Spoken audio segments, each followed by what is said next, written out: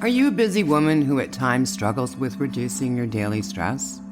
Do you know that you need to slow down but do not know how? If you're looking at reducing your daily stress, you're in the right place.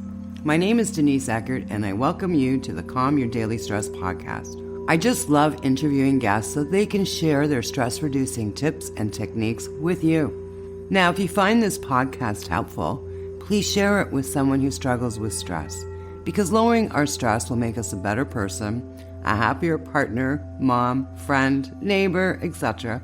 And the best part is happiness is contagious. Enjoy this episode.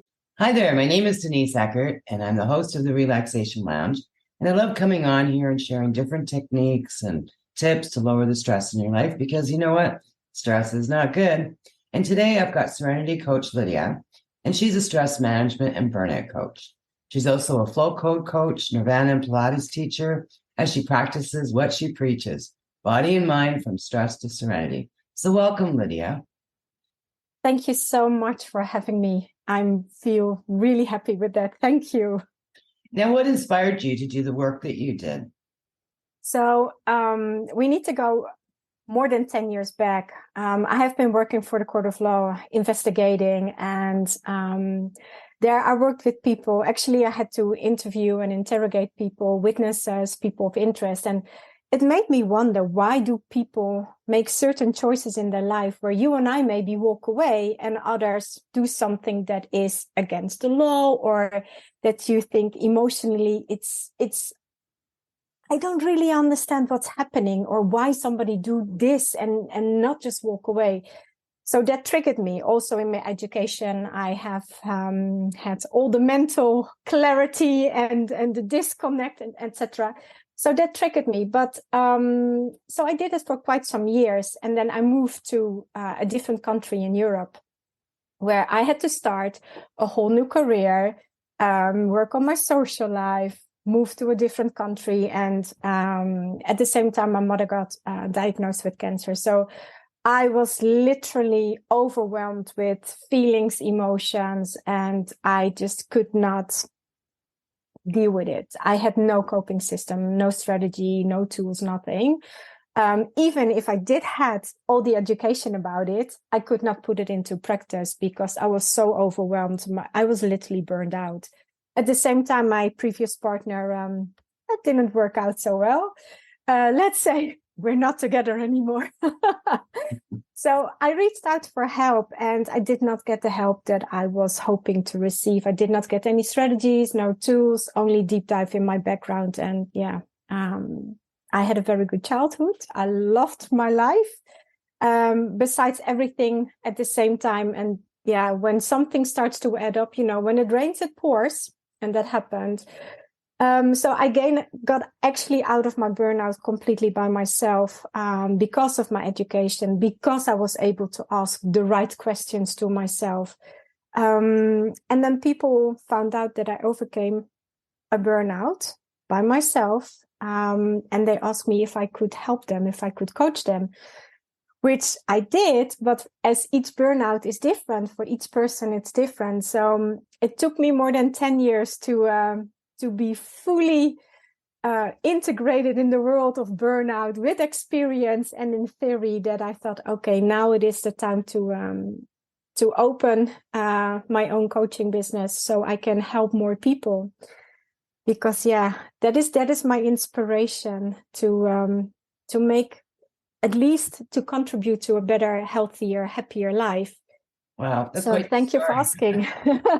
Yes. You're dealing with, major health issues, major relationship issues, and your work is triggering not good things and emotionally.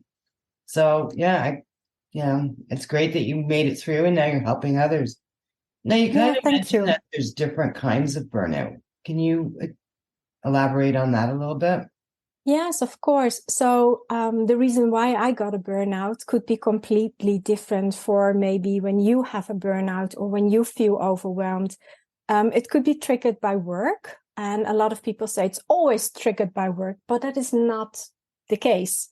You could be overwhelmed by emotions, maybe because of a breakup, or maybe you have financial needs, or you're not happy in your relationship, or it could also be a contribution or an add up of so many things. And not knowing what you want or not knowing what you need and having maybe just a small coping system or not enough tools or techniques, that is for each person, it's different. And it is with respect, because I had so much at the same time, but it could be for one person, one thing. And I just unfortunately had to deal with three major things at the same time.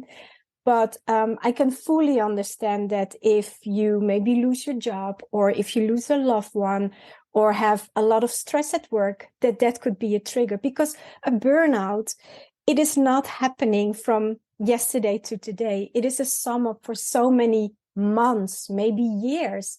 So you never know where it really comes from. That's why, a burnout is for each person different, but also in which stage you are. Is it in the beginning, or are you hanging into it, or are you just touching it? There are so many stages of a burnout.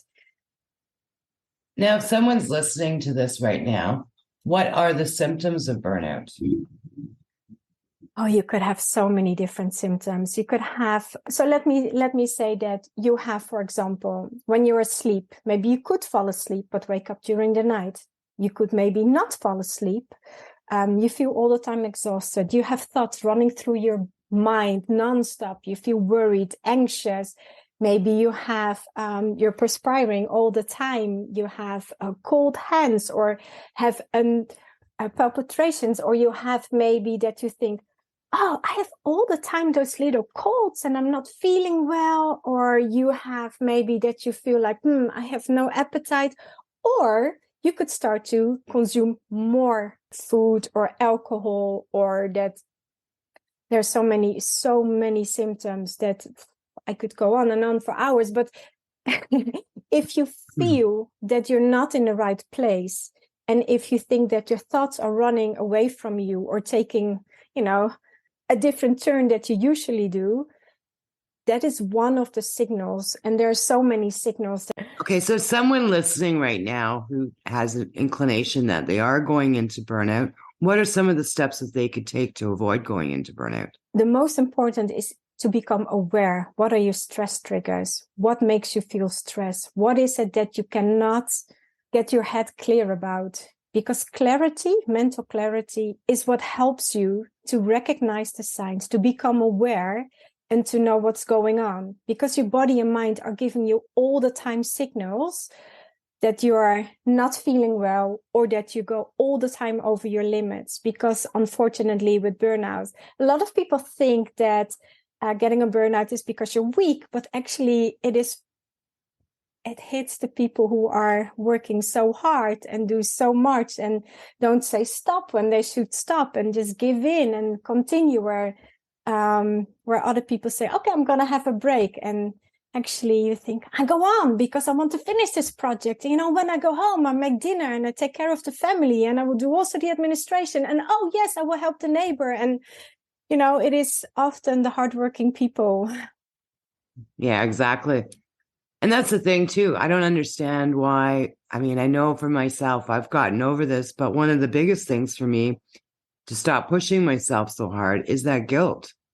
Like, you feel guilty taking that time out, and you feel guilty taking care of yourself.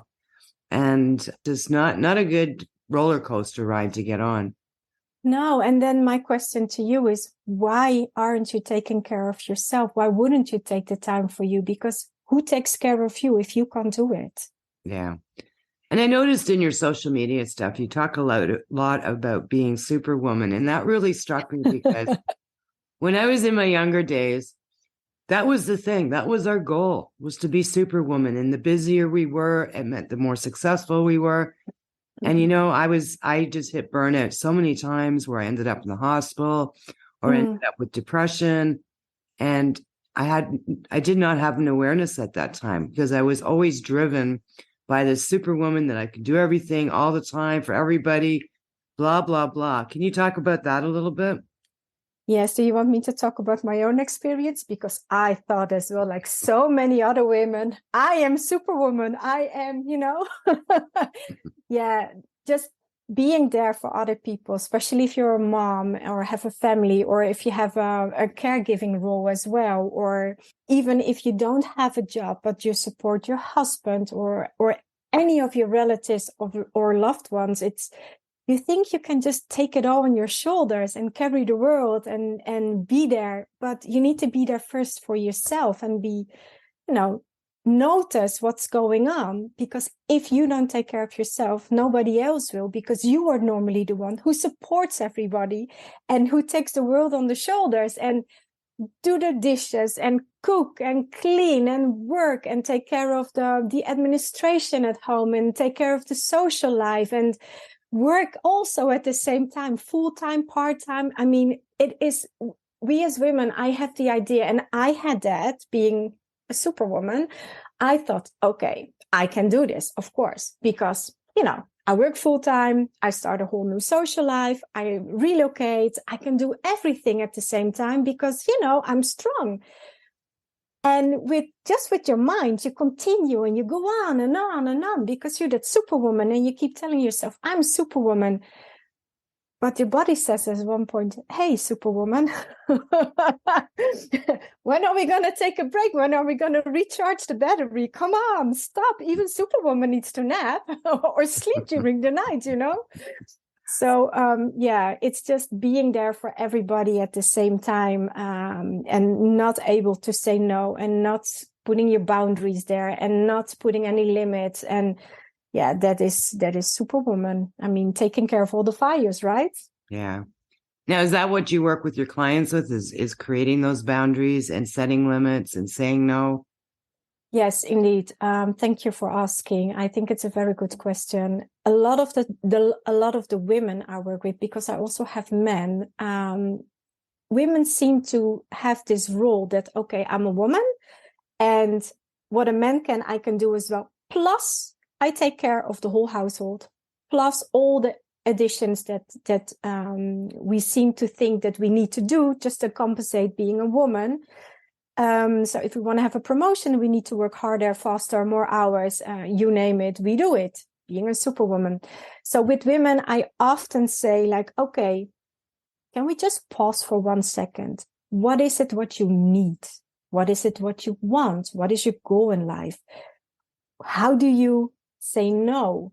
Being assertive, not aggressive, not selfish, because saying no and or delegate at the same time will able to give you some time in your calendar to work probably more efficient, and not only work efficient, but you probably also give more quality to the work that you need to deliver. So if you work on 3 projects at the same time and you can put something on hold and say no and put your boundaries, if I'm just talking about work, then you can have more quality time to work on one project, to deliver the quality, maybe also faster than the given deadline.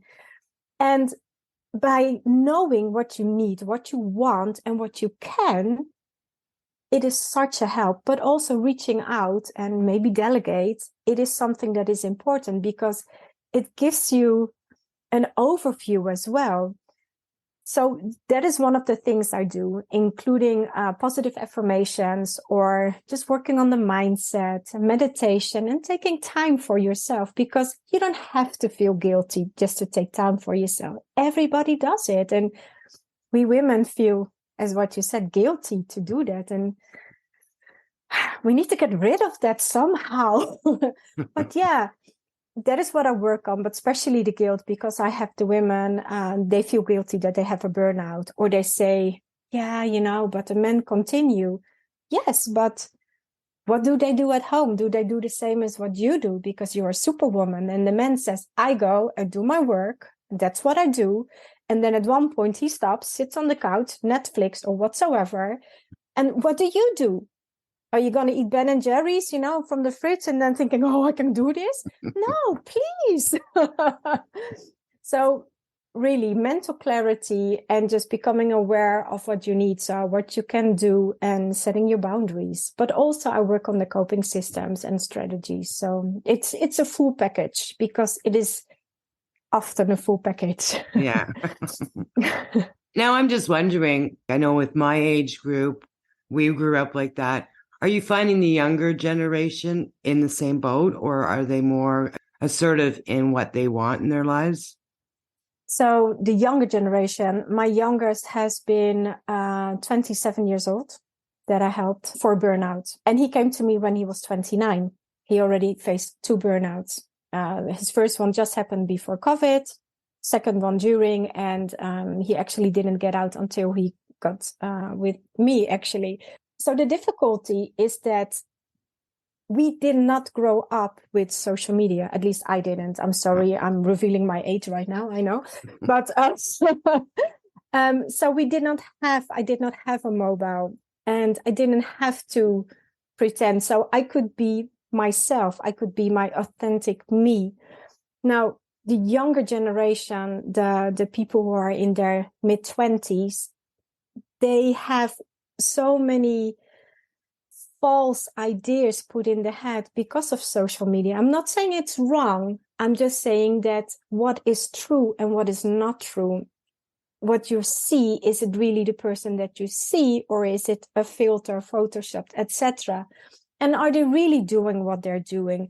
So plus the information that we get right now versus 30 years ago, it goes so much faster. You need to process so much more than we used to do. So then it's a sum up for younger people. Okay, you have all kinds of social media, which doesn't really bring some clarity. It troubles your head because you need to stay on top of everything. So you have so many social media platforms that you spend the whole evening just going through your socials just to catch up with your friends. But then I ask, did you pick up the phone and just call them?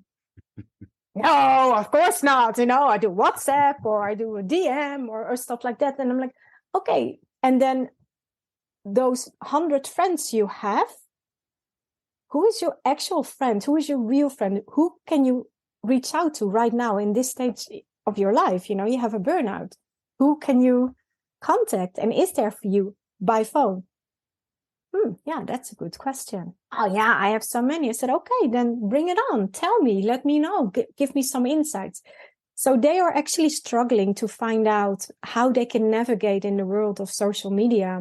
It is so difficult because you need to stay on top of your social life, but you also need to take a step back to see, okay, what is good for me and what can I do in my spare time to recharge my battery? So you need to make decisions. So yeah, the younger generation, they and it costs them, and that is what I work a lot with them, is about being their true self, being authentic, because they don't know exactly who they are, because they are put in this corner, in this social media corner, in this filter, and this make your face smaller and more pretty and younger, and I can understand it until a certain point, but not if it costs you your health. And that worries me, because life can be so beautiful, but also very short. So that's what I do with the younger generation. Wow, that's amazing. I look at when I was growing up, and no, I grew up without social media and without computers. And now I look at the younger generation and I wouldn't want to change places. Because you're just so in touch with the world and everybody, there's so much judgment and comparison. And exactly, like you're creating a persona that you're not even. Yes. And when I tell them, for example, like, okay, one of the things that I advise is take a walk outside, go walk in the forest or near a lake, because, it will make you feel better. And they're in shock, because it's like, yeah. So now try it. Okay, you can bring your phone, but make sure you put it also to the side. So you need to find a balance. And once you have them interested in why it could be beneficial for them, and also to distinguish, okay, who is good for you and who is not, but also give them the insight in how much time they actually spend on socials instead of themselves or in actual relationships. It's just an eye-opener. And the comments I get, like, okay, now suddenly I have time. And I'm like, oh yes, thank you. I am so happy to hear that, because that is such a huge step forward, that that makes a huge difference. Because I don't know, I loved my 20s and meeting people, and they're sitting at home. Okay, COVID didn't help, obviously, but they are all the time on the socials. And I'm like, come on, go outside, meet actual people, make friends, connect, but also connect to nature and find your true you. Yeah, I love the work that you do. So Thank now you. I understand that you've got a free download from your site, the Superwoman Syndrome. Can you just talk about that a little bit? Yeah, it is actually it is a little bit of a joke as well, in the good sense, because I don't want to take everything too serious. It just explains what I just previously said about being a superwoman, that you never stop, that you continue. But there are also some tips and tricks in it for nutrition wise. I'm not a nutritionist, don't get me wrong, but there are some quick wins what you can do to make you feel, to actually gain a little bit of energy. And it is a nice, if I can say so, I like the article, I've written it. So I think it could be very beneficial. It could be an eye-opener if you're doubting if you're a superwoman, and you might be recognizing some of the signals. So yeah, that's a free download. Just leave your email address and then you will receive it. Wonderful. So we're going to wrap this up. So what are the words of wisdom you'd like to leave with the audience today? Be aware and conscious of your thoughts. Know what you would like in life. Try to become you, your authentic self, and turn any negative experiences into something positive. From every experience, you can learn something, but make the best out of your life. Try to find a balance and just gain clarity, declutter your mind, and go from stress to serenity. Wonderful. Well, thank you so much for your time here, Lydia. It was amazing. Great information. Wherever you're watching this or listening to this, if you have any questions for Lydia, her contact information will be there. So please reach out and ask your questions. So thank you again, Lydia. Great time. Great. I love talking about burnout because I've been through it so many times, and I like bringing the information to the public because you know what? We don't have to live like that. Exactly. And that's why I reached out to you, because I really appreciate the work that you do to make it more open and discussable, as I can mention it like that, and not put it somewhere in a corner. But it is not something that you have to be ashamed of. So I love the work that you do. And I thank you so much, because you give so many nice tips and tricks, which is really beneficial. And if just one person hears this and get inspiration from it, for me, that's already a win. That is so good. So thank you so much for having me as well. Well, thank you very much. And thank you for listening. And I'll see you in the next episode. Thank you for listening to the Calm Your Daily Stress podcast. Have you ever wondered what your stress personality is? Are you a self-care goddess or a burnout queen? Well, you can find out by taking my free quiz. You just need to go to www.stressquiz.info to find out where you rank. Sending you love and peace, and I'll see you in the next episode.